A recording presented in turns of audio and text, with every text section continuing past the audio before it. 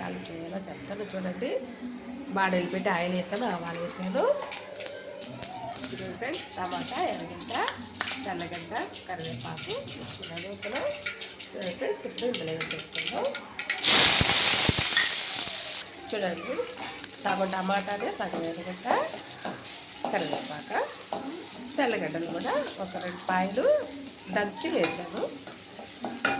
Friends, టమాటా, ఎర్రగడ్డ, తెల్లగడ్డ వేసేసి ఇప్పుడు ఇదిగోండి బీన్స్ ఉడకపెట్టి పెట్టుకున్నాం పచ్చడి, అది ఇందులో వేసేస్తున్నాను. చూడండి, ఉప్పు, కారం, పసుపు కూడా వేసుకుంటున్నాను.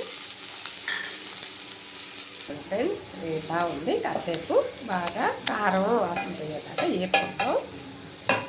ఇదండి ఫ్రెండ్స్, మజ్జిగ టమాటా చేస్తాను. ఈరోజు ఎలా చేయాలో చెప్తాను చూడండి. సాల్ట్, కొంచెం పసుపు, కొంచెం ఇలాగా వేసుకొని కలుపుకోవాలి. ఫ్రెండ్స్, ఇలా కలుపుకోవాలి. మజ్జిగ టమాటా చేస్తాను. పచ్చిమిర్చి, ఉల్లిపాయ, కరివేపాకు. బాండీలు పెట్టి ఆవాలు వేసుకుంటాం, ఆయిల్ వేసి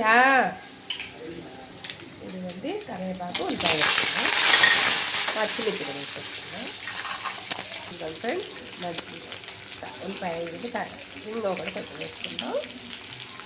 ఇదిగోండి బీన్స్ కూడా అయిపోయింది. ఇప్పుడు ఇదిగోండి బద్దపప్పు పొడి చేసి పెట్టుకున్నాను, అందులో వేసుకున్నాను. చాలా బాగుంటుంది అలా చేసుకుంటే. ఇదిగోండి ఫ్రెండ్స్, అయిపోయింది, వాడిపోయింది. ఇప్పుడు మజ్జిగ, పెరుగు పులుసు అన్నమాట. అయిపోయిందండి పెరుగు పులుసు. స్టవ్ కట్టేసుకుందాం. చాలా బాగుంటుంది ఇలా చేసుకుంటే మజ్జిగ పులుసు. ఇదిగోండి ఫ్రెండ్స్, నేను చేసిన మజ్జిగ పులుసు నచ్చితే లేదు పట్టండి. పెరుగు పులుసు అండి ఇది. ఇంకో నీళ్ళు వేసుకుంటే మజ్జిగ పులుసు ఉంటుంది.